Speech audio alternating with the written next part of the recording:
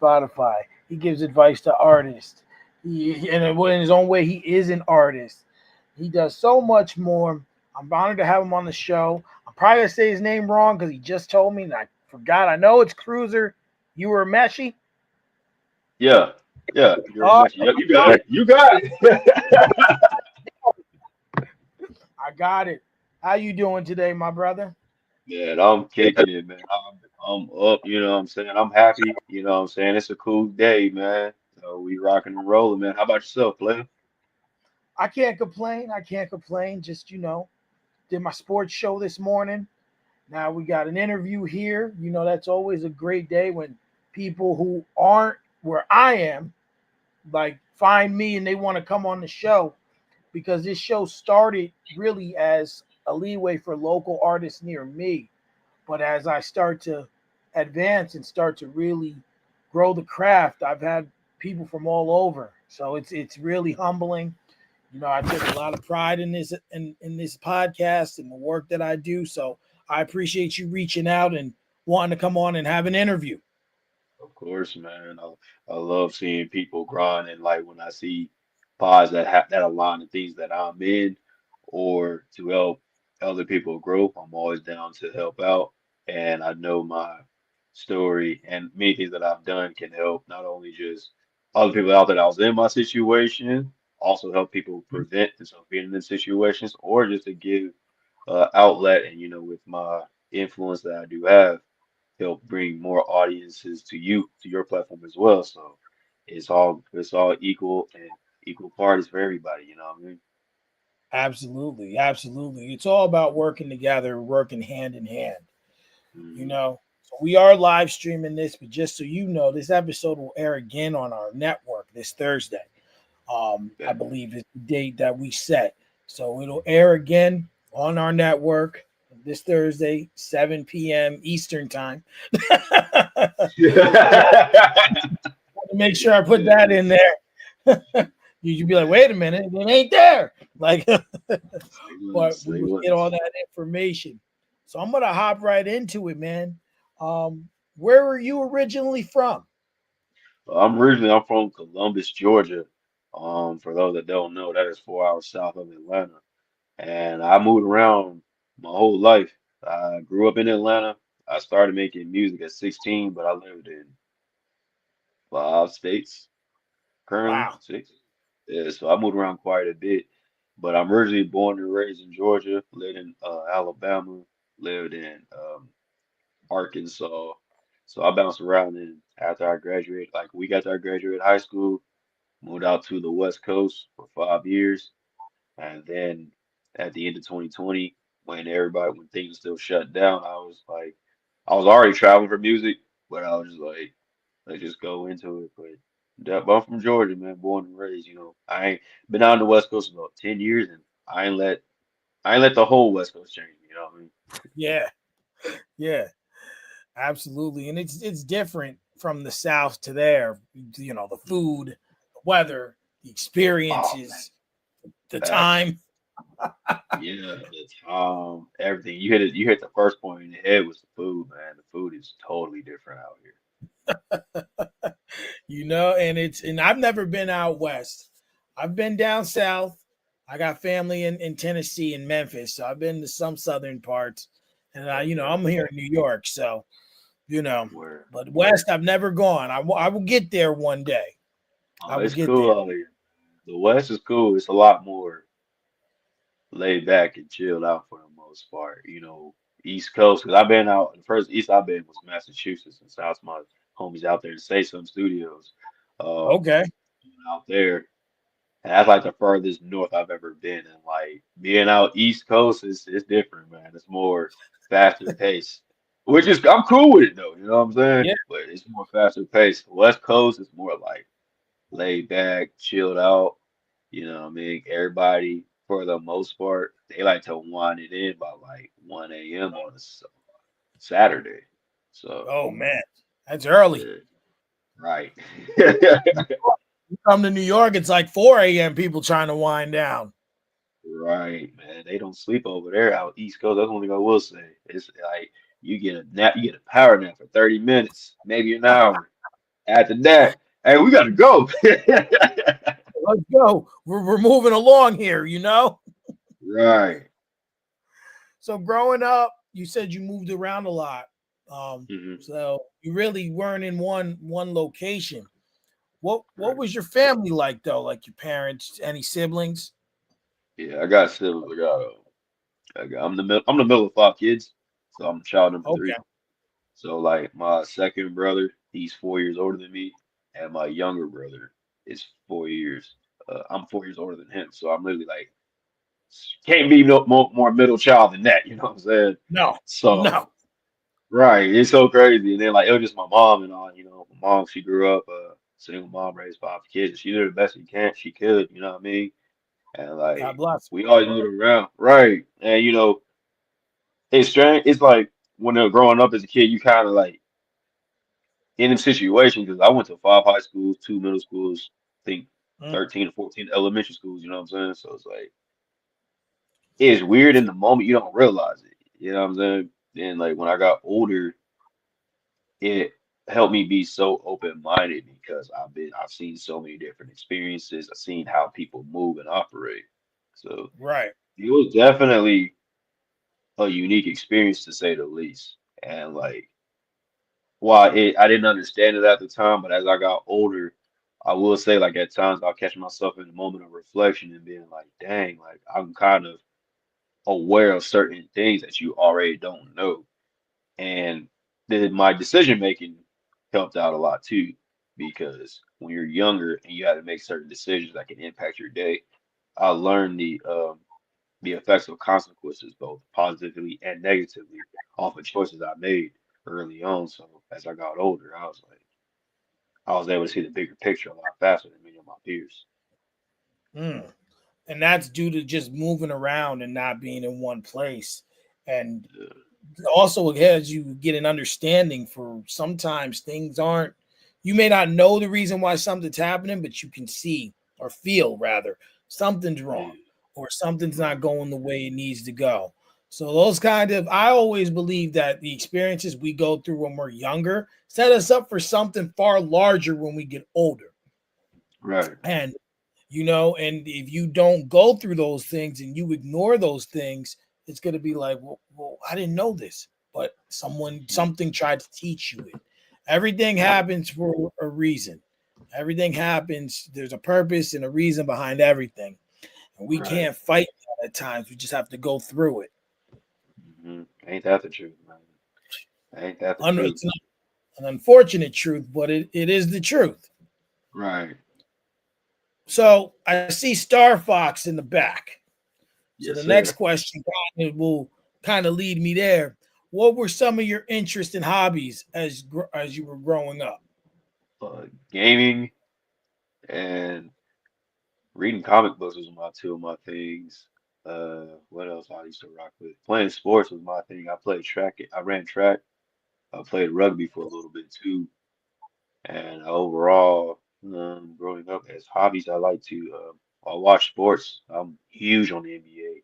I know a little bit about, I know football just as good. Well, not as good as I know NBA, but I know football. Right, I can hold a football conversation for sure. right. Um, so I was big in sports, comedies. Started to get into a little bit of movies, like watching movies and stuff like that. And voice acting has always been one of my things too. But I've always gaming is huge for me for sure. Well, I was able to get through some of the first project I was able to find. It spoke out because it had a Nintendo 64 controller on it, Yeah, and the Cruzer I was just 64. like, yeah. I was like, oh, gamer. I can fuck with that. I game too. I got Appreciate PS5, that. Xbox, um, oh Lord, Switch. I got the classic systems when they remade them. I don't have as much time as I used to, but I still do Right. find my time to game. It's my way to unwind. It really is, man. Like gaming, like, it was so crazy because like I was away from gaming for a minute too, and then Hmm. the pandemic happened. And I remember at the time I had just bought the Xbox. It was like February. and I was just like, I was about to trade it in that same day, like 3 days prior. But Yeah. the dude was like, "Hey man, you're pretty cool." And I was a local, I was a regular there. He was like, "Look, I know you do your music thing and everything, man, but I think you're better off just keeping this." He was like, "No, you're not giving it back." No, right, because like they didn't know what's going on. This is like we're talking about like March 13th. I tried to trade in on like March 11th, and it was like, "Hey, we might be shutting down," type of shit. So, and then Oh, okay. So he was like, "You gonna be bored? Like, yeah. hold on to this because you might be bored." Yeah, and boy was he right, and it was crazy. And then that's how I got into the Yakuza series too. Okay, okay. So now, what was your first interest in music? What was the first thing you can recollect listening to that gravitated your attention? First artist, first song, first lyric, or first genre? Ooh, first genre. Anything that you could recollect was your first experience, whatever it may have been.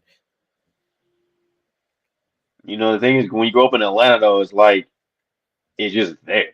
You know what I'm saying? Yeah. It's all of just you don't really remember so much. I mean, you may be some people may remember the lyric, but like for me, it was and it's just Project Pat. Um, it was Project Pat, the Chicken Head. What? Yeah, like that And was my shit. yeah. Right. So it's like Project Pat and like just the whole 3-6 and everything. Cause like, North had both Wu-Tang and Dipset. So like Hmm. South, we just had 3-6 and we was cool with it. Like Yeah. we ain't getting mad about it. We always show love to Wu-Tang and even the Dips. But like 3-6 was just the South. Like everybody in the South fuck with 3-6. Right. So it's like it was definitely Project Pack in particular stood out because like and then like the syllables too, the factor, like that shit was hard. So like and it was like it was smooth too because he was talking pimp shit and like just hustling, you know what I mean? But like we bobbing out and it's cool. So like Project Pat for sure was the first artist that like really was like he just hit different.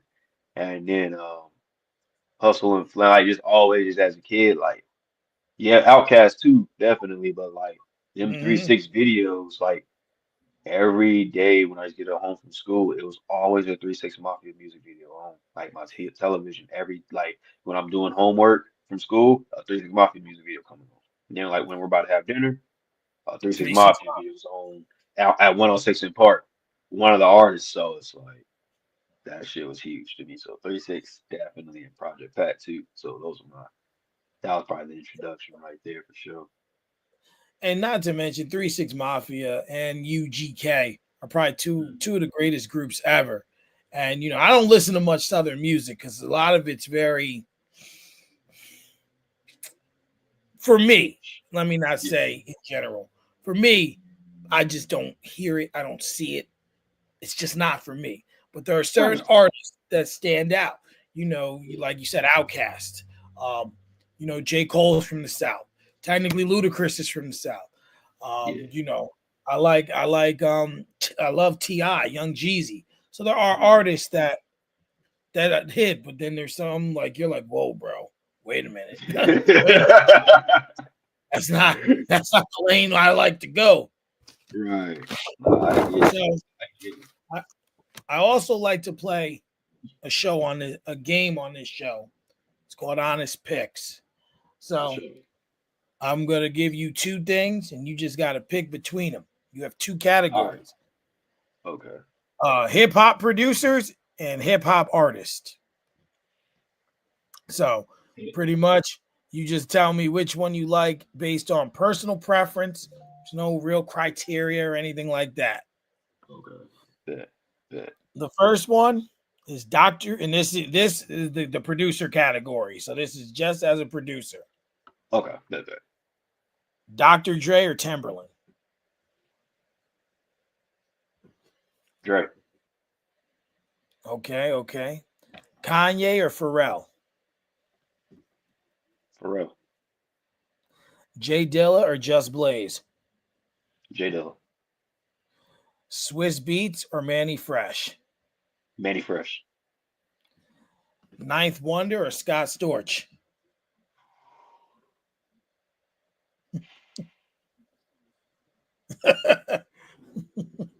We'll go Scott Storch. Hit Boy or No ID? Hit Boy. Madlib or Rick Rubin? Rick Rubin. DJ Quick or Just Blaze?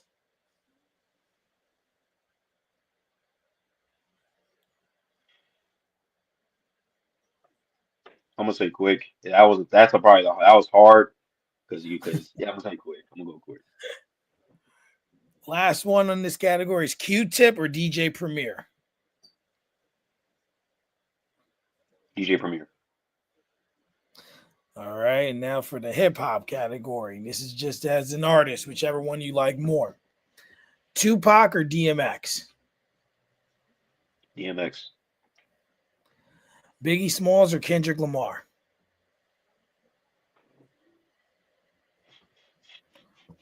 Kendrick Lamar. That one trips everyone up. They're like, wait a minute, what? Wait a minute, what? Did you really just do that?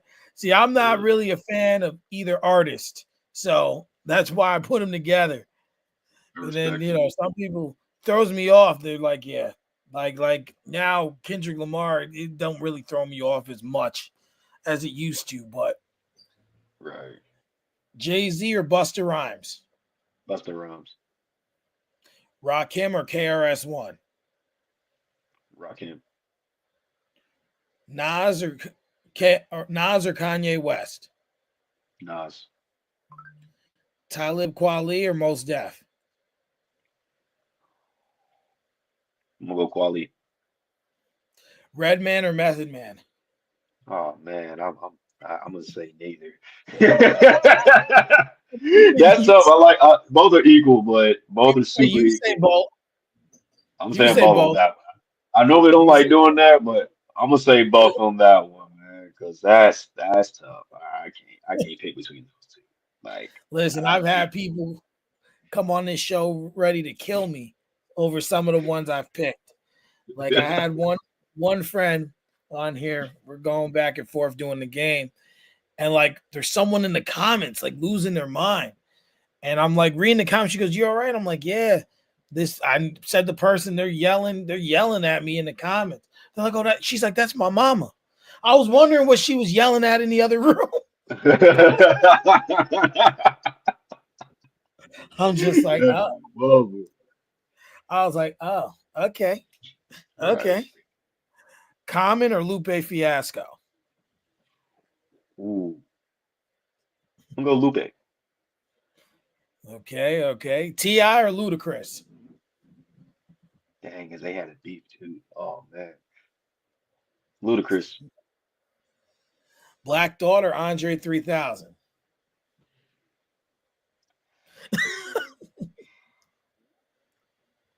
Because I just don't listen to enough Black Thought, I'm gonna defer to 3K. I listen to more 3K Okay, more than Black Thought, but Black Thought, well, from what I've heard listen to him, definitely power with the pen for sure.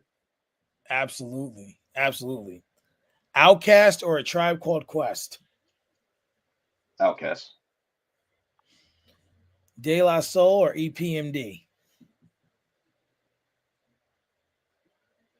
De La Soul, All right. NWA or Wu Tang? shit, yeah, that's hard. And they so different, and they both meant a lot. I'm gonna go Wu-Tang. I'm gonna go Wu. Yeah, that one trips people up too. Because like, wait a Yeah, minute, like because they're so different, but yet so they made so much of an impact, right? mhm,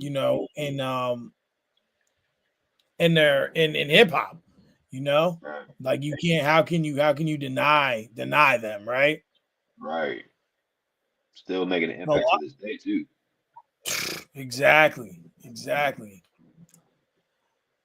Eric B and Rakim or Pete Rock and CL Smooth? Pete Rock and CL Smooth. All right. Dipset or the Locks? Dipset. All right. And then we're going into the home stretch here. Ray Charles or Stevie Wonder? Ray Charles. Whitney Houston or Aretha Franklin? Aretha Franklin. Michael Jackson or Prince?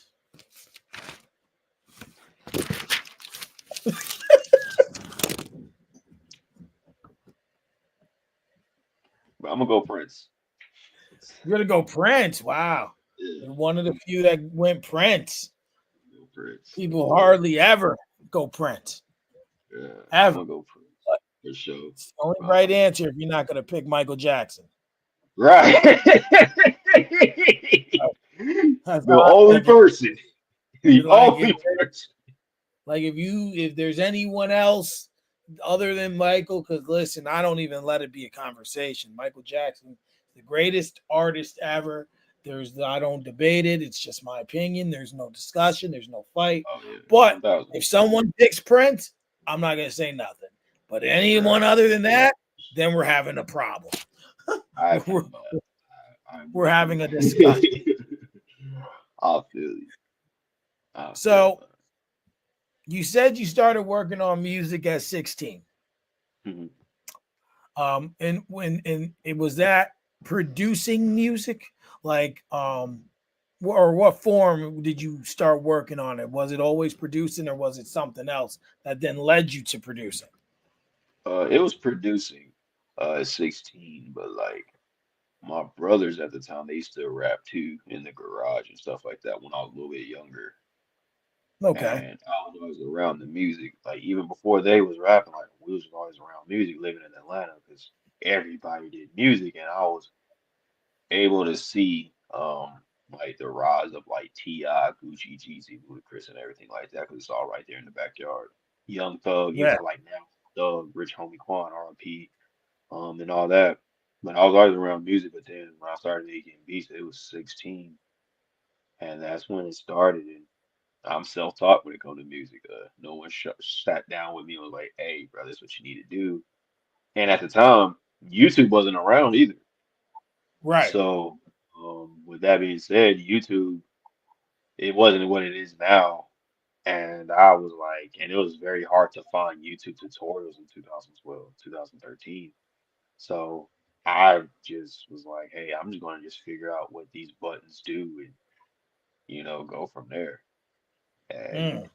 it was tough. Like, and then on top of that too, at the time I didn't have internet access like that either.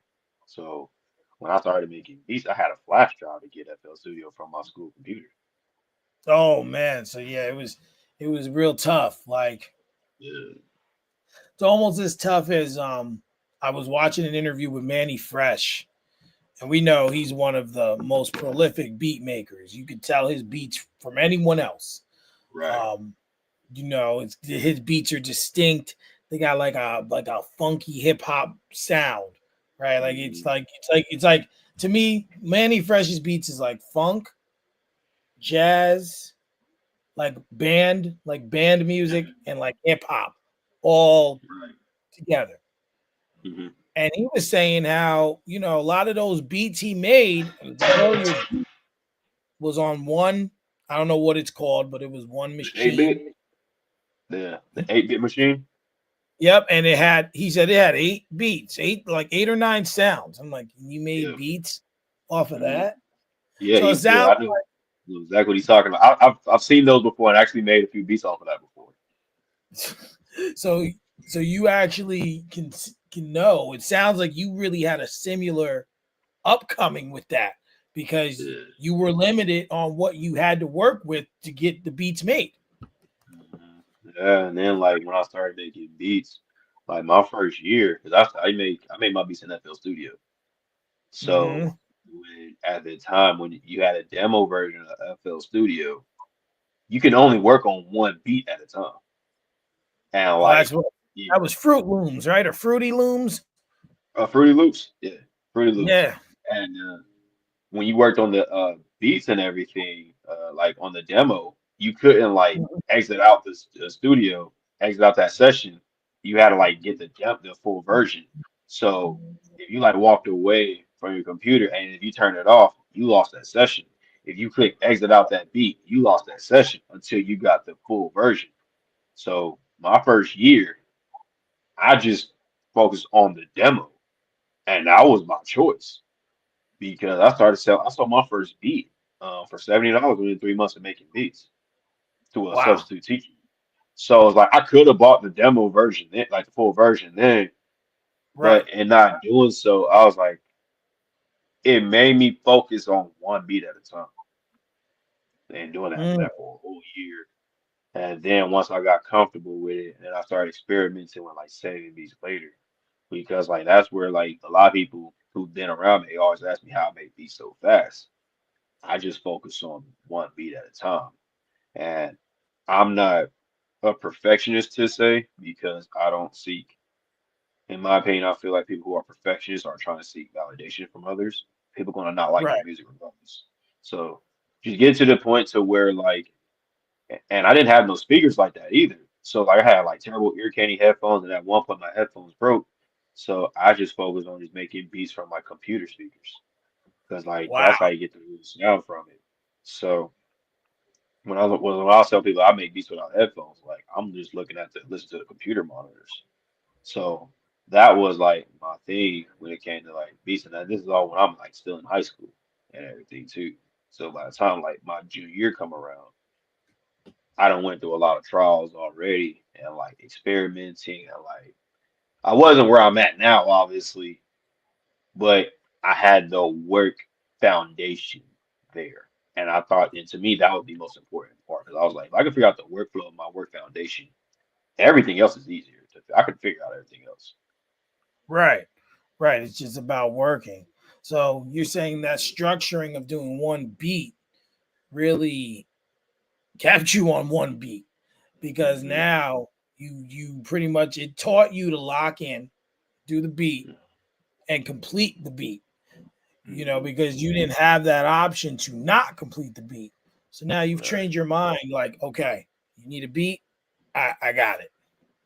right, So exactly.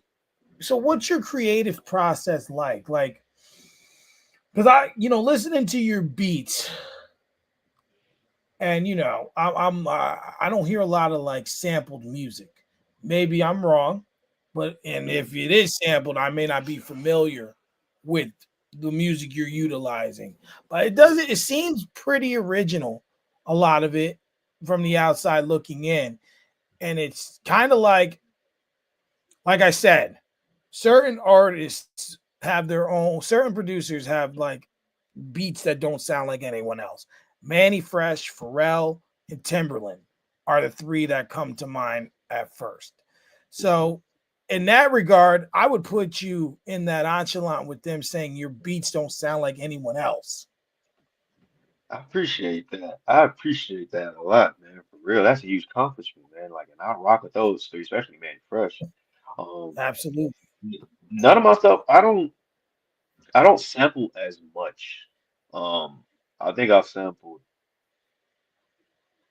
3 times, 3 or 4. Like I've sampled songs a few times, but majority of my stuff that's out, I don't sample. Like if I'm putting something out on like Spotify and stuff like that, no sample. Like I think I maybe sampled like 2 songs if that made it out to the major platforms. But I Right. don't sample anything for real.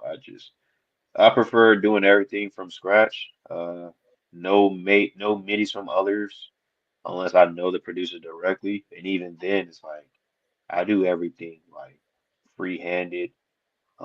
No samples, no arcade. I just go in off the top and just whatever I'm feeling in that second, just go in. And I've never had beat block before, which is a lot of people don't believe me when I tell them that because I feel like I don't force sounds to be there. I make what I'm feeling in that moment, and I don't overthink my sounds. So I just focus on creating what I'm feeling in that moment and let it all be natural. tweak up the mix and stuff if we need it, sure. But for a lot of my stuff, I don't sample, but I've sampled in the past. Personally, I'm not a big fan of sampling, just because I feel like sampling is a lot of problematic in the sense of everything else on the back end when it doesn't need to be. And I'd rather create something new than just rehash something that people are already used to. And I just feel like just the last 3 years alone, everybody's sampling songs that were just made in like 2016. It's like, come on, bro. Like, don't Right. sample stuff that we already know. Like, and if I was to sample, I would probably sample stuff that like we're in 2025. I'm sampling stuff from like the 30s, 20s, even Mm, like going back. I'm going that far because I don't want to sample stuff that like people may have heard or like from the 70s. Because like I wanted it where it's like you question, hey, is this a sample? Like, but right. I appreciate that you put me into that category with those three, man. That's tough. So much love, man. I appreciate that because I do Nah, my best to be original. absolutely. Because like I said, they don't sound like anyone else. Now, not to say that those three gentlemen don't sample, you know, Right. but I can hear that there's no sampling like that. And Hmm. also when you look at it, it also means a lot more and when you don't sample because it saves you headache because Hmm. there's one artist I had on here, good friend of mine. His name's GM. He's a big LL Cool J fan. So he Hmm. sampled Jingling, and he explained to me, um, some of the obstacles you have to go through when you sample songs, clearances, and all that different stuff. And it's not fun, just to Hmm. clear a sample, you know, and Right. for you, that's one less headache that you have to Hmm. deal with because they might be like, nah, you can't use this or you can't use that or I don't want you to use this. It's like, the clearances are a lot of artists tell me clearances is a problem. It is. Clearance samples is a problem. It is, and like half the time you gotta find who. So if you could find the direct artist, like most of them may be all right with it. Um, and it's how about going about it. But sometimes it's whoever owns the master of that track too. So that's and if it's a label, yeah, you gotta be waiting probably like at least like if it's fast, probably a year. And sometimes you Because got to pay too for the clearances. yo, yeah, you gotta come out of pocket. Like and you ain't paying no like 2,000, $3,000. We talking at least like I had a conversation with a dude. He told me straight up that like he sampled a track. They was trying to give him like 125,000, and they said they may work with him. And he was just like, he was like, y'all good. And then he was like, can I just put it on my YouTube channel? Then he was like, nah. They told him no. Like he wasn't trying to monetize him. He trying to just get views, but they told him no. Don't even do that. So it's like, Yeah, damn. it's a lot. So Yeah. being you don't do that, it takes a lot of time. Mhm. A lot of time. Or it doesn't take time from you having to put out music. Right. So I found some. I like to ask some difficult questions as well, For sure. and I found a few that I think will give substance to even what we just said. So this question really sets out for me. Hmm. Describe a time when you had to deal with a difficult artist during a recording session. What was the situation? What were your specific tasks during that recording session? What actions did you take to work with the difficult artist and ensure the session went smoothly? What were the end results in terms of quality of recording and the artist satisfaction with the outcome? Oh man, I got too many. Shit. We're Gonna go back to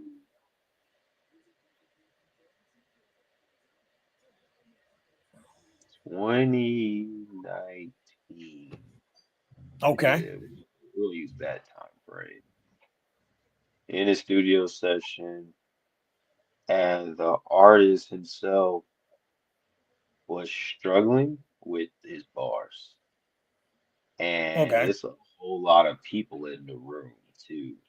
And for context, I make beats fast as hell. Like I'm talking about, like he wanted to pull up, see what we was about. I was like, cool, make the beats. Mind you, no like presets or anything, and I got I got preset mixes, but like Hmm. I'm going in fresh. Like I pull up the laptop, I get to working. I made a beat 10, 15 minutes, ready to go, structured out, everything. This dude, when I was just like, hey man, you ready to drop something? And he was like, look, man, I ain't even gonna lie, man. I thought all you did was smoke.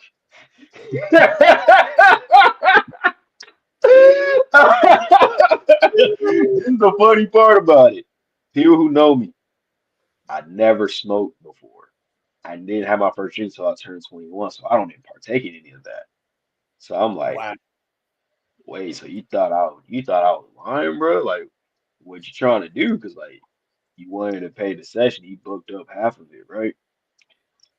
And he was just like, man, look, I got anxiety. I was like, oh man, so we got folks because like when we used to pull up at the homie spot, we used to just cook up, make beats, and then people would record the songs right there. So we just Right. stopped doing that because I was like, dang, everybody's getting intimidated with the beats, and there's a lot of people around too. So when he said he had anxiety, I pulled him to the side because I'm cool about the situation. I said, look, bro, like, and I asked him, how old are you? He was like, look, bro, I'm 23. And I'm like, look, bro, I'm 22. I host a radio show. I got placements at the time with Shoreline Mafia, Check the Star, Hot Boy Turk. So I'm like, look, bro, I'm not an asshole. And I told him straight up, I said, look, I'm not an asshole, but you're fucking up. You gotta tell it to him straight. It's like, you're fucking up. Gotta let them know. You gotta let him know. I said, look, if you go to a studio and pull this shit, like them other studios, they probably would have whooped your ass Word. off rip. You would have got beat up twice in the studio and in the parking lot. Like I'm telling you this. So like I'm not saying that don't do music, but ask yourself, do you want to do music as a whole? I'm Right. respectful about it. So you gonna go whatever you do. I'm gonna go back in this door. I'm gonna finish this beat, and I'm gonna still work on music. I'm not saying you don't. I'm not gonna look at you no differently because you paid your part and at least you paid your portion of it. You already paid up some of it. Right. Your action is going to determine how they view you, and your first impression is everything. You already set the shit up wrong. I'm not worried about it. Not because I didn't get paid, because I just believe when I make a commitment, whether it's paid or not, I'm going to fulfill it regardless. That's just my mentality. So Absolutely. I'm maintaining professionalism regardless. I don't believe in professionalism necessarily make you paid. That helps, but it doesn't make you paid. But so I told him, I said, based on your actions, and I told him, I said, look, your marketing is through your reputation and your reputation is how people are going to view you based off your actions. You already say you got Hmm. anxiety and you already goofed up. So people in here looking at you really weird right now. I'm gonna go in here, I'll let you cool down, get you some fresh air, I'm gonna get you a cup of water. But if I walk back in here and you're not in within 10 minutes, that situation's on you. No hard feelings, but I understand. He didn't come back. So He didn't come back. he was done. He was done. He was done. But People that was there was like, yo, Cruiser, like, I don't know if you handle that shit the right way, but I understand it. And they said, look, you're the only person that could handle that the way you did because you have enough respect and rank to where it matters. Right. So, in that sense, was it a difficult situation? Yes, because the vibe messed up everything for everybody else. So, maintaining what I did it to get the vibe back, I just made another beat, make sure everybody was good, and I said, "Yo, my bad, y'all, we good." Everybody was like, "Yo, you present an opportunity to somebody, they wasn't ready. So you stay ready, you got to get ready." Yeah, you got to stay ahead to get ahead. Right, 1,000. So, but So, yes, that's just crazy. absolutely. So, walk me through a situation where you had to produce for an artist who had a specific requirement that differed from your usual style of production. What was your task in that situation? What actions did you take to ensure the artist's requirements were met while staying true to your own style of production? What were the end results in terms of quality of music produced and the artist's reaction? Ooh, that's a good one. Actually, I could say this story openly. Um, he ain't gonna trip about it because that's my dog, and I still rock with Bill to this day. Um, All my boy right. Bill's Bones. And that's my dog, man. He one of my favorite artists I worked with. So this is 2023 when he hit me up when we dropped our first song. It's called "Eye of the Dragon," and people love that song still to this day. At the time, I wasn't making rap at all. Like I'll make raps in like live streams, and even then, like I had stopped doing live streams for like a year and a half because like I was traveling the road and all other type stuff. So Right. this is like so for 2021. After I dropped Hot Dog, I didn't do no rap songs for 2 years. I was focused on lo-fi and synthwave. So like I wasn't focused on making any rap beats, period. I had rap beats, but I wasn't focused on like, and I had rap songs coming out, but I myself wasn't focused on being a rapper, hip hop rap producer, like lo-fi, doing Spotify tips, all that stuff. So that's where all that stuff coming in. It's important for the story to answer the question. Um, Okay. No worries. Do you think? right. Bill Bonds hit me up and was like, "Hey man, I see that you like been doing your grind, bro. Like, I want to know, like, I got this song for whatever reason. I think it was like a Dua Lipa song that like he wanted me to kind of like. I don't want to say he kind of wanted me to sample it. I got to look through the message exactly, but like, it's been so long and like, we've been chopping up since then. But like he was like, man, can you like sample this? And I was like, look, bro, I don't sample. I'll listen to the beat and I'll kind of go from there. He had a sampled version of the song that he rapped to, and I Okay. kind of was my first reaction, initial reaction was like, shit. The reason I was like shit because I was like, man, I don't know what I'm gonna do, but I just listened to the lyrics and was like, okay, listen to the lyrics. And I focused more so on the lyrics rather than the actual beat. I just found the Right. original sample and was over the original song that was sampled, the original version of it. And this is a sampling trick for producers if you guys want to get you better samples. It's coming from someone who doesn't sample but who knows some shit. Songbpm.com is a website I've been using for years. Went to the website, found the original sample. I found the BPM, and I found the key that this sample was in. And I kind of went off the tent, went off from there, and I was like, all right, let me just start with the beat. Mm-hmm. And I just listened to the main melody, kind of got the vibe from it, sped it up a little bit, and just put a little bit of groove into it. And then he had made the request to like he made the request and I made the beat, got it done. I sent him a recording of it, and this is all in the span of like 9 hours that I did it. Oh Did the whole wow. shit. So when I get to work, when I fuck, and he was showing love too. He was like, man, bro, I've been seeing your grind, bro. Like, you one of the most consistent. He's like, bro, you're probably the most consistent dude I've seen on music from Facebook. And like, that's another thing too. This is all internet. You know what I'm saying? Because Oh bro lives in Montana. Yeah, right. So it's all like, you know what I'm saying? So we never been in the same room. So like we send each other damn.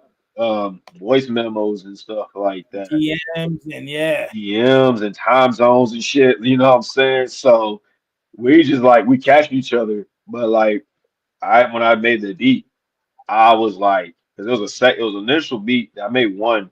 I made two actually. The other beat, I was like, it was cool, but I was like, man, this shit gonna be something else. Cause it ended up being like synthwave by accident. So that's like fuck. So yeah, so I was like, he ain't going with this shit, man. Let me tighten up. Yeah, let me So switch it up a little bit. right, because like I said, I wasn't making rap beats for a minute. So I was like, okay, let me just figure some shit out. And then made this, got it all done in 9 hours. And I sent him the clip, like a 30-second clip of it playing. And he was like, oh yeah, this the one, bro. So I was like, shit, I ain't did a rap song in 2 years. Fuck. Yeah, you like still got it though. Still got it. I still got it. Right. So and then cause he had bought a custom track too. So and my custom prices are pretty high. It's a lot higher than like if I was like, bro, he's trying, he's fucking with me. So I was like, cool, I'll look out for Brad. He made cool music. So I was like, I'll fuck with you on a good deal. Gave him a deal. For artists that want to know, you're not getting the Bills Bonds deals. And like and he understands that like, man, yeah, that price is up, bro. So it's like I know what's up with you, Cruzer. And like many artists that work with me all said that like your price from back then ain't the same price now because your value is significantly going up. And then like what I did with Yes, Bonds too, I took it a step further. Right. yesterday's isn't today's price. Facts. And what I did with Bonds at the time, I gave bro like content strategy. I gave this man ideally you want to at least have 10 pieces of content. I gave this man 45 pieces of content, and I helped make 30 of them myself. Wow. Just on and that and I was like, I ain't do that shit on no like I'm trying to be extra. I just believe in bro that much for real. They're like, yo, you want to invest me, bro? I'll go the extra mile for you, and like it worked. Like I was the first song he produced that like. And I'm not to act like I like I just found a rough and diamond and the rough said I found Bill's Bonds like at the time when Bonds and I started working, he already had like I think almost like 2.5 million streams. So like bro got motion. Like he Right. got his own thing going. He had like maybe like 6 albums he had already dropped. So like he's been dropping music consistently. So he had his thing going. He had his sound down packed. I just gave him a little some more structure because I kind of like once I seen artists that hit me up and do like that, I do my homework and I saw what like he wasn't doing, and I just opened his mind up a little bit, and I just gave him some pointers, and then like we did I don't know how many streams that song Eye of the Dragon is at now, but I know it was doing crazy on Spotify, iTunes, and other platforms, and at one point it was at like I think like almost 100 streams because I know it's getting streams in like Italy, Brazil, Spain, and stuff like Mm-hmm. that too, and I just put him onto the international wave, and then like. Yeah, and then Boss was like, bro, like you got my first like the first song we do 100K streams, bro. Like I would be stupid not to work with you anymore. So Well, and it's yeah, a testament. When reading, I seen you've had songs stream in a lot of different countries. Um, yeah. well, what countries have songs streamed in that you've done? Shit, I'll give you countries you probably can't name, like Bangladesh, Taiwan, Thailand, Spain, UK, Germany, Italy, Japan, Hong Kong, Singapore, UAE, Dubai, Iraq, Iran, Turkey. Australia, the whole continent. Like I've tried Jamaica, Honduras, um, Mexico, Canada, Russia, Serbia, India, Malaysia, Uruguay, Paraguay, shit, Argentina, I'm trying to think more. South Africa, Sudan, Congo, Republic of Congo. Where else? Shit, I know there's more. But yeah, Man, but that's still a great testament France too. to be I got France. heard. you Right. know, to be heard in that many countries. Mhm, To different ears and different people. That's a testament to the work you have put in, and mhm. I just say I'm proud of you, bro. Appreciate That that that, though. Sure. that is definitely a big up for anyone in your situation. Mhm, So I want to know. You've worked with a lot of artists. We just became Facebook friends. I see you've been had some grinds with some Grammy award winning artists as well, or producers as well, or Grammy nominated. But who are some artists you would like to produce for? If you had, if you just had to say like anyone or anyone, any producer you would like. All right, three artists or other producers you would like to produce with, and three artists you would like to produce for. to produce four Currency, Wiz Khalifa, Project Pack on the hip hop Okay. side. If I do like synthwave, I would love to produce for the weekend because a lot of people push me to do the weekend from a synthwave standpoint. Weekend, Okay.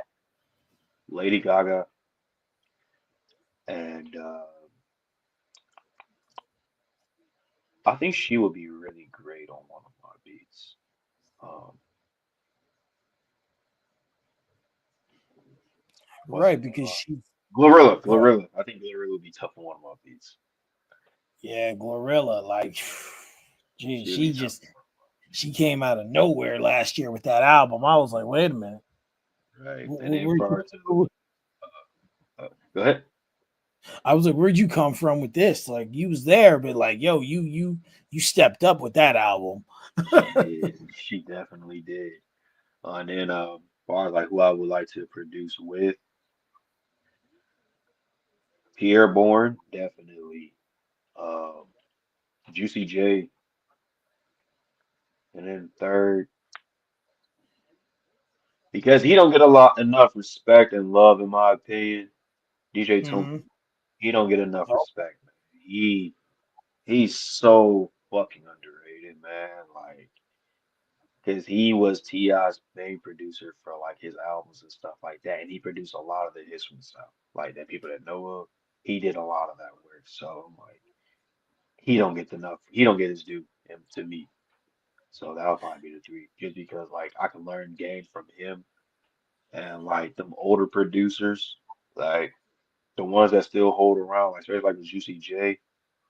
mhm. I can learn a lot. I feel like Juicy J, in my opinion, as I gotten older, I think he's the top three producer all time because like not too many people from that older generation resonate with the younger crowd. And the fact that Right. he never dropped off, like when I was in high school, Juicy J was still cool, but like not as many people in my age range was listening to Juicy J like that.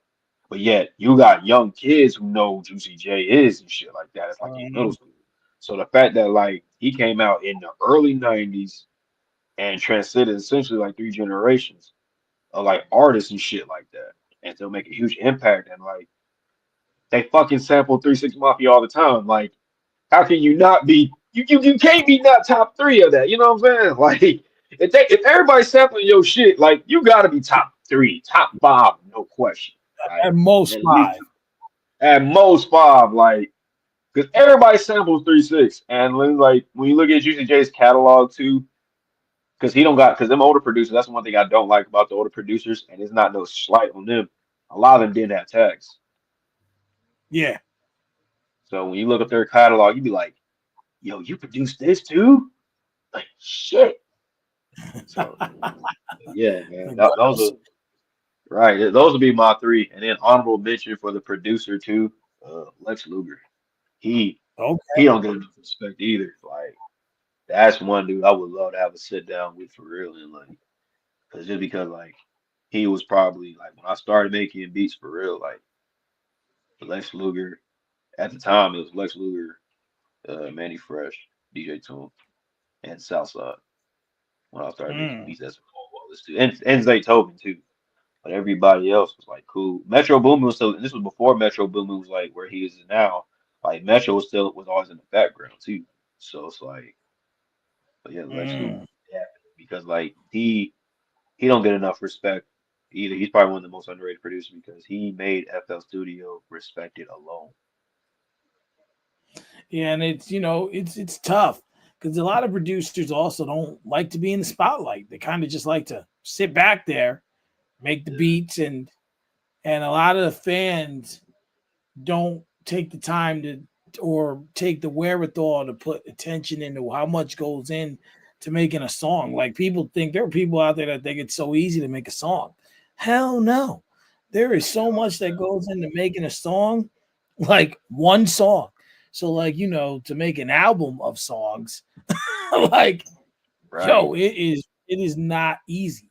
right. And then It you is gotta think about this too. Like we're making like with me being a producer, like quality songs at that. Like original yes. and quality is hard as fuck to do, and to keep Yes. doing it consistently too. And like, and I think, and you know, he just said like it's a lot harder for producers. Like a lot of people don't view producers like that, and that's the thing I've learned. Like the way with the shift in music, it's kind of like you can't. It's because a few years ago you could be a bedroom producer and stuff like that. Right. While I think you still can be a bedroom producer, it's not as it's a lot harder to do that because you have to like have you even if you don't go out and show personality, you got to be out in the face networking with people, or you got to be open to be live streaming and stuff like that. Because if you're not doing one or the other, if not both, you're kind of like shooting yourself in the foot because like them days of just being one dimensional, them days was over in like 2016. So it's like you can't just think that, talent and then I got a hot take that I ain't gonna say it's a hot take, but like traits go always gonna be talent no matter what. You can be talented as Uh-huh. hell, but like if you ain't got no quality traits, no one's gonna give a damn about you. So and I feel like a lot of producers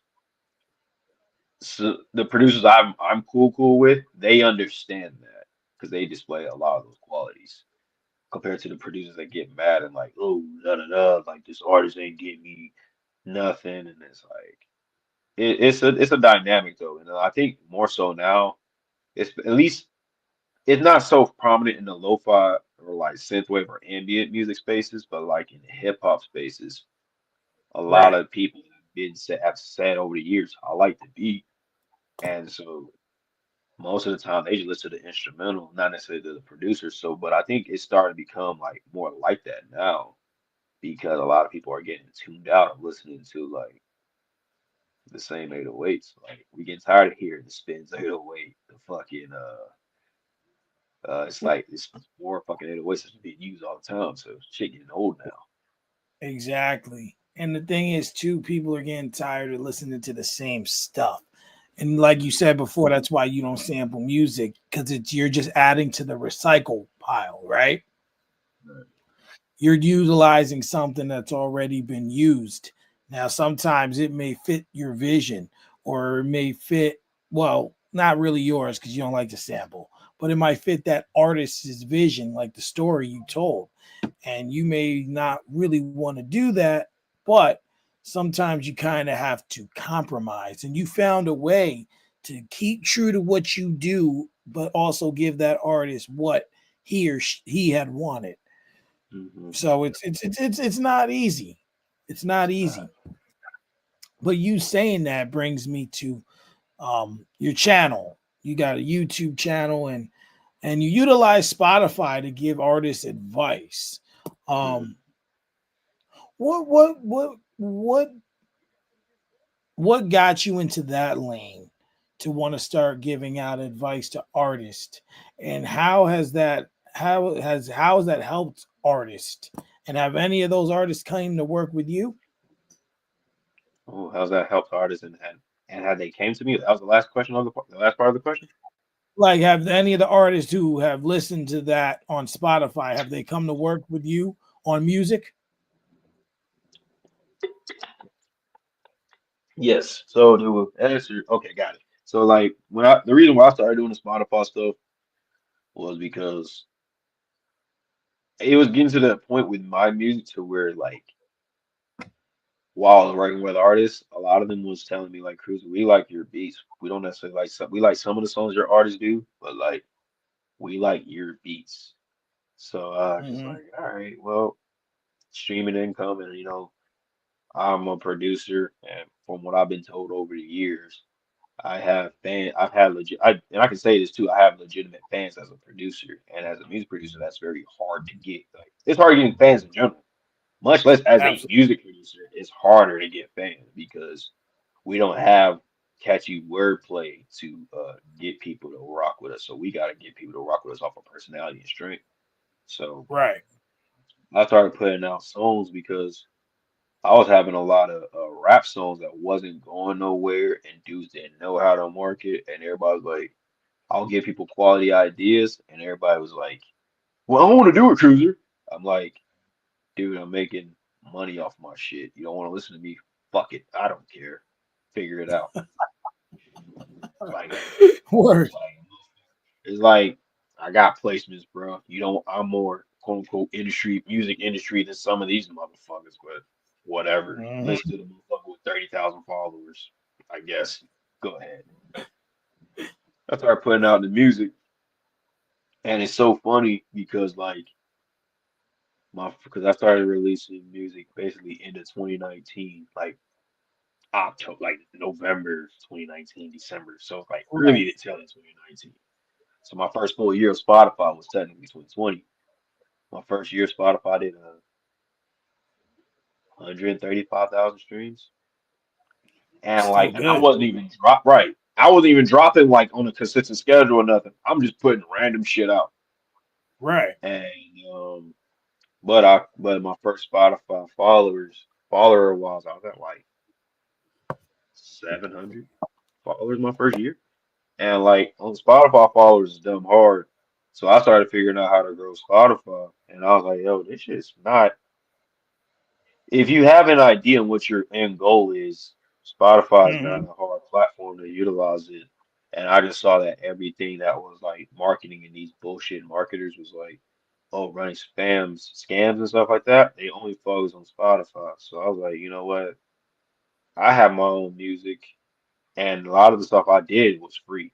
Like submitting the playlist, free. Finding playlist curators, free. Submissions, free. Nearlyplaylist.com, free. I was doing all the free resources to where it's like, okay, like I can get to um these monthly listeners, and monthly listeners, I said this prior, monthly listeners don't mean shit. Stop caring about Hmm. that. And everybody, you're just saying that, Cruise, because you reached the 30,000 before. Some of us ain't you where we don't have to promote music, and you're only saying that because you stayed at 10,000, 15,000 for 2 years straight. Well, yeah, because I know what the fuck I'm doing. But I say that to say this. Like when you have intention with your music and a metadata, like Spotify is to one platform that is globally recognized. So I just said, fuck it. Let me be the one and doing it with my music to showcase the shit in real time. And in the Hmm. process, I've had music marketers reach out to me more so than artists themselves. And Wow. while I've had artists, this thing though, like the artists who all like reached out to me, like Bill Bonds, Cruising, Martian, music producer, my music producer homie, Midwest Miles, reached out to me. Ice Age Beats, Vion, In Tony, uh, You know what I'm saying? These all those are producers. They all reached out to me. Was like, "Yo, Cruzer, bro, like your Spotify tips is real." My boy out here in Vegas, just B, bro, Cruzer, I love your content. My dog Javo Report, who was like, he's the marketer. He's like, "Yo, Cruzer, bro, like I love your Spotify tips. You're actually, um, you know what you're talking about, you know." So I've had even other like legit other marketers reach out to me and been like, "Yo, man, like you got all these followers doing this." I was like, "Yeah." And they thought I was that brand ass. I'm like, "Nah, I just did it like this, do what I was aiming for, and went for it." And I saw that so many artists focus only on Spotify, which that was never my intention at the time. While I was Right. focused on Spotify, I just pushed my music as a whole, and I let other people listen to it. Just at the Mm, time when I was pushing, I wasn't necessarily pushing solely Spotify. I was just only pushing the song. Most of it for a lot of people, they just happen to have Spotify, and Spotify is the easier one compared to consumer friendly, compared to like Apple and like Tidal. So I said, okay, let me push it for our artists so that way they can use it. But now in exactly. like 2023, 2020, in the mid 2023, half 2024, I just focus on like Apple Music, and then next year I'm just focus on YouTube. But it's like I've had artists hit me up and reach out to me, even from threads, and been like, "Hey, like, bro, your Spotify tips legit, bro." Like, I've had artists hit me up and say like, because I got it on a playlist shorts on YouTube, a playlist of it. I've had artists tell Yeah, me they're like, "Bro, I got like 30 followers listen to your tips on Spotify, bro." I've had artists say like, "This is some of the best Spotify advice I've ever gotten. Like, your stuff is useful." I've had artists say that playlist thing. I say like, "Hey, like, bro, go ahead and save it." It's like I'm not going to archive it and take it down because I'm like, fuck it, it's there. Like, I edit the bitch. Might as well use it. like once you put it up there, it's there. Even if you archive it, like someone will locate it somehow, some way. Right. And it's like I'm not gonna delete it because it's like it takes more work to delete the shit. So I'm like, fuck it, I'm gonna leave the shit up there. For real. Like I'll reshare if I want to share something out, fuck it, there it go. If I'm lazy, screenshot, make it a new piece of content. Like, And there you go. like we got something out of it. Right. So if you had to say you had one big goal, one huge goal in your field of producing, what would that big goal be? You know, to be honest with you, I'm kind of figuring that out right now because nah, cause like it's crazy, cause like I just moved into my new place. Well, I moved in basically the day before my birthday. My birthday is November 28th, and it was happening on So, Thanksgiving. So, and I was it's my born on daughter. Thanksgiving. Oh, tough, tough. So Two of my like, daughters. I got my 13-year-old and my 12-year-old. Both are November 28th, 1 year apart. oh, that's crazy.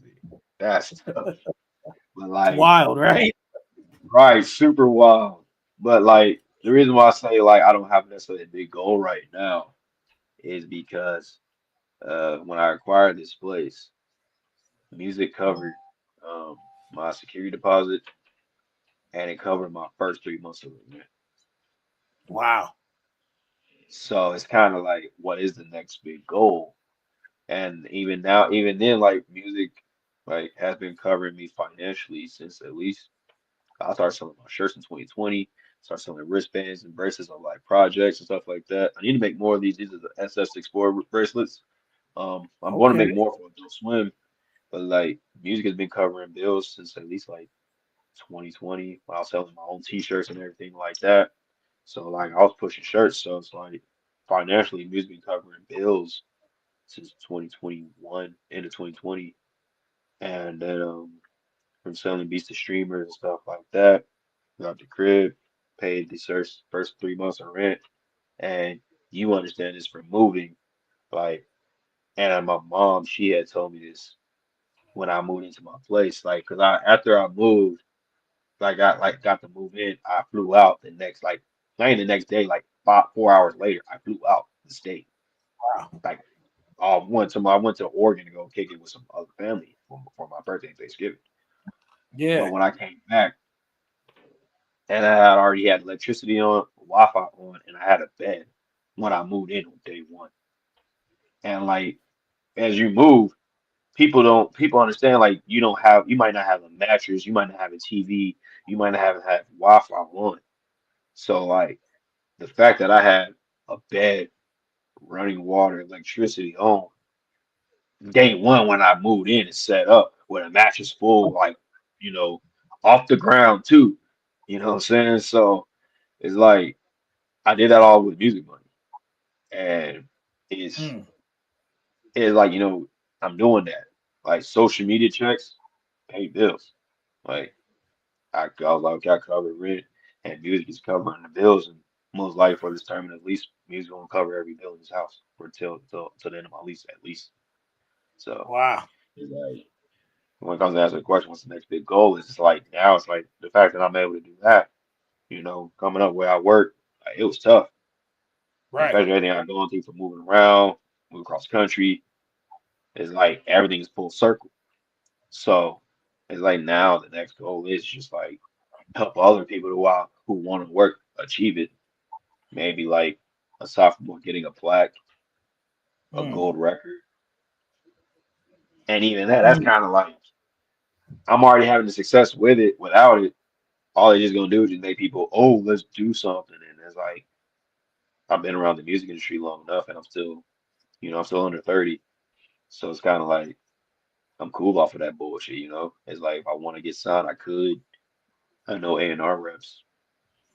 I don't have a manager, so it's like I'm doing all this stuff with no guidance, no mentor. So it's like the goal is not maybe just connect with people. That's it.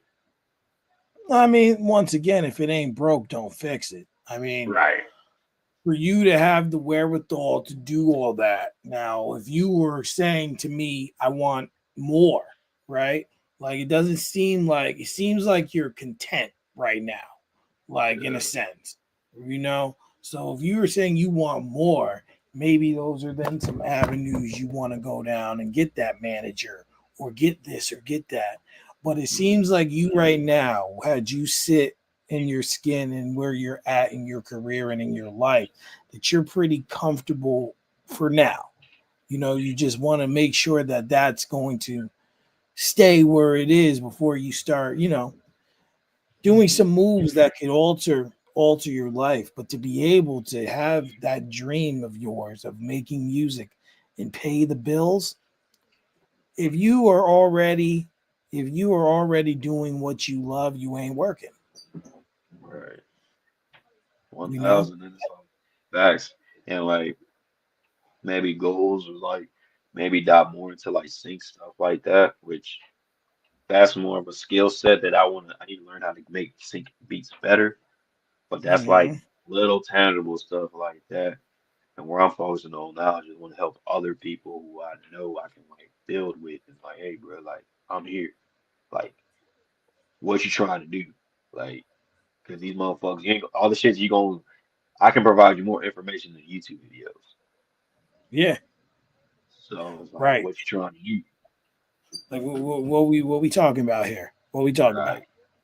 Right, right. So that's more so where I'm at with it, and it's just overall, it's just like, 'cause, the goals, like, I always thought it was gonna take a little bit longer, but like when I really dialed in and like things happened quick, I kind of was like, oh shit, I'm here now. It's here. I've arrived. Right. And So then it's like becoming streamer, like, focus more so on streaming and stuff like that too. So that's really one of the goals for sure, focusing on streaming, like gaming streamings and stuff, gaming streams and stuff like that. yeah, you start hitting Twitch and stuff like that.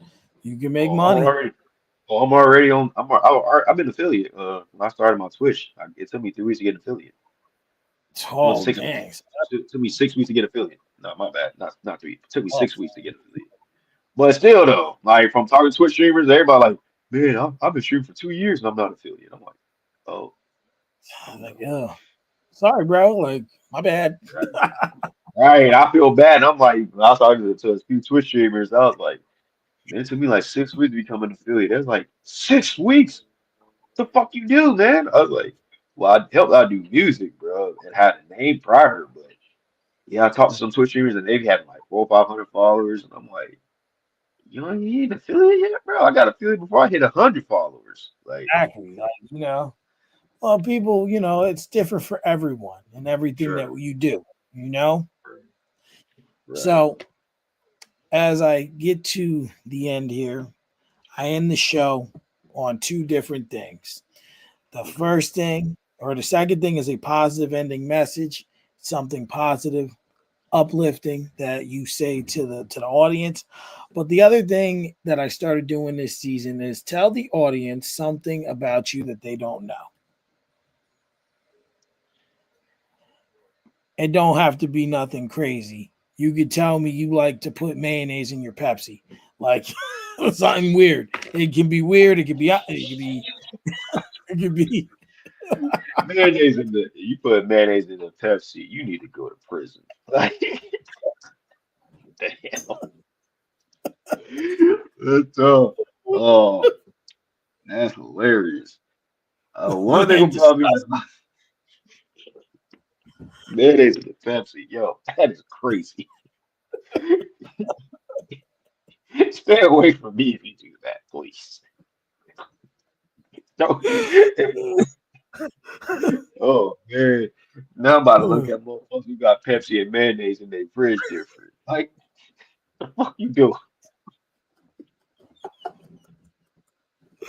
oh yeah, gosh. Holy shit! If you do that, bro, you need a chair, buddy. Yeah, there's one quarterback in the league. He puts I mayonnaise in know, his coffee. yeah, yeah. I seen that shit. It was who was it? Was it Kirk? No, it wasn't Kirk Cousins. Uh, Joe was it Joe Burrow? Nah, I forget who it was, but he puts. I know it was a white quarterback. Oh, that's all I remember. Like it was a white quarterback. Of I was course, like, ain't no black dang, quarterback doing nothing nasty like that. right. It's like, boy, you family ain't let you let that down. Um, Not at one thing all. that, right, one thing people don't know about me, um, my two favorite comic, well, I ain't gonna say, well, I'll put comic book. Yeah, they are. One of my two of my favorite heroes, and they actually both meant a lot of sentimental value to me, was Spider-Man and Nightwing, and they both play like huge roles in my life. Um, because like for different purposes, like Spider-Man, we can all be Spider-Man because we can all relate to him. And like the way I've navigated in my music career, in both Spider-Man and Nightwing, Spider-Man, and I've done this a lot with my career now, where I've helped a lot of bigger names, like Mhm. help assist a lot of people, be an assistant to a lot of people, even with everything I had going on. Just help out when I can, and they always appreciated that because they know my intentions was always the right thing to do. And while I could be a good, well, I say could be, while I am a good advisor role to a lot of that, to the bigger people that's up on the food chain higher than me, they've Mhm. appreciated my intellect, they appreciated my effort, and they know like, hey, I'm always in the background. They need me. Sort of like Spider-Man is to the Avengers. Like, you got the Avengers, but like people know Spider-Man and shit. So I kind of did that role, and then the Nightwing one is huge because I read a lot of the Nightwing comics. Right. And Nightwing, he was the first Robin. So those that don't know, Dick Grayson's when his parents died, so Bruce him relatability was heavy. But as Nightwing went to Bloodhaven and everything like that, he wanted to separate from the identity from uh, Batman, and that he was no longer Robin, but he was Nightwing himself. And the reason Mm. why that relates to me because like my brothers was like super like growing up, everybody respected my brothers and everything like that. And like the high school that they went to, I was supposed to go to that high school, but I never did. So I kind of like had a Nightwing experience and like was on my own person because the high schools I went to, I didn't have my older brothers to look out for me. I didn't have like I went there by myself like all years. All the high schools I went to, I didn't have not one older brother know me or like know any people knew my brothers and everything like that. So I had to go and set the tone and like, hey, I'm a small person. So. the Nightwing aspect really was huge to me. And I was able to carve out my own identity. And even my brothers now, they be like, man, like you legit your own dude, bro. Like, and not and I've always been like that. But Right. for them to both, they know that it's like, yeah, bro, like, even like my other brother the day he make a joke, he's like, man, bro, like, they loved you out there in Oregon, bro. I know you left and did your own thing, bro, but he was like, man, they love you deep over there, bro. And I'm like, yeah. And then my other brother down south, he was telling me, he's like, man, people still ask about you, bro. And everybody's like, dog, like they really, like people really proud of you, Cruiser, for real. It's like you give a lot of people hope for real. You inspire so many people, and it's shown that you inspire people from like France and like other countries, and you got people that's tapping in with you, bro. So it's like you really inspired a lot of people, bro. So like even people from the down south, they've always said like, Cruiser, like you really inspiring, bro. Like I'm proud of your journey, man. So it's like, so that would be the two things like that they don't know me about. And you said Okay. that, so yeah, a lot of people don't know about the Nightwing one for real. Like I said Spider-Man, like Spider-Man's on my face, but like I never told like the full reasons why. You know what I mean? So you get that Yeah. exclusive, bro. Want to drop that Appreciate exclusive on for sure, appreciate for that. sure. And And the last positive ending message, anything positive and uplifting from you to the audience. this is a quote that I came up with. Um, Go for it. when you have things going on, when you have things going on in your life right now, understand that your mindset is the key to unlocking your fullest potential. Don't let the negativity that's going on throw you off your course and off your purpose. Stay focused on that and stay alert because everything that's out there that you want to do that's a slight distraction isn't going nowhere. So Mm, take that 10 minutes that 10 minutes where you don't feel like doing something, that's gonna mean something later in your life down the road. And I'm saying that as a dude who used to make beats. So I spent my whole high school career when I could have done something in the summer, I'm making beats every day. Like I'm making minimum 15 beats a day in high school during the summer.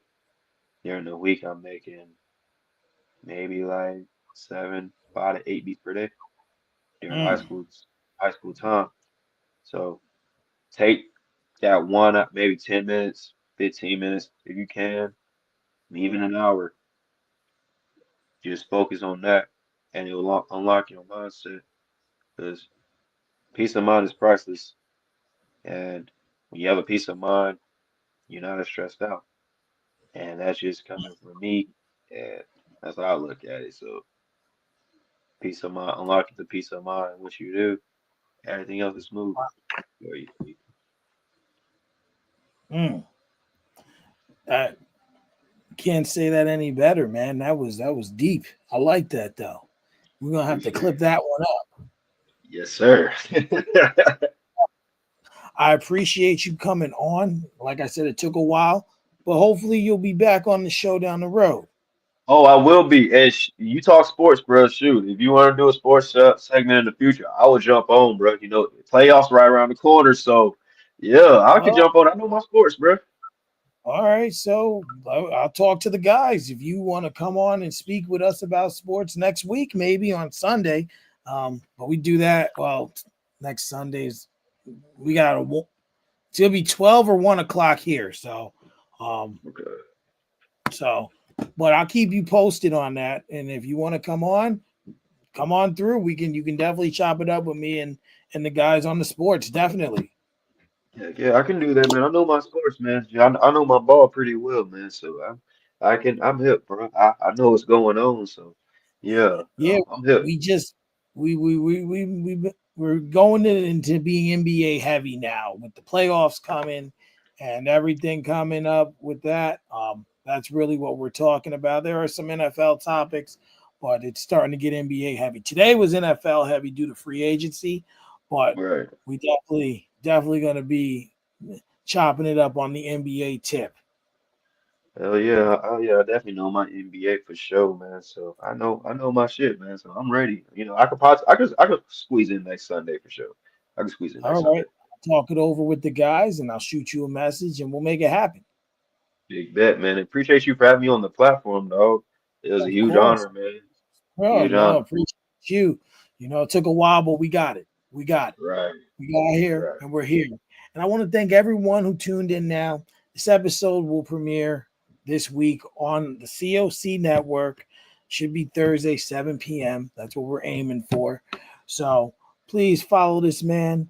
Go look at all his stuff. Listen to his music. He's a dope producer, dope advice giver, and an even dope human being. So, you know what? Everyone enjoy their day. Be safe on this Sunday and tune in to Honest Hour on Tuesday. I'll have Brandon Carris on there, and I'll see you guys soon. Peace.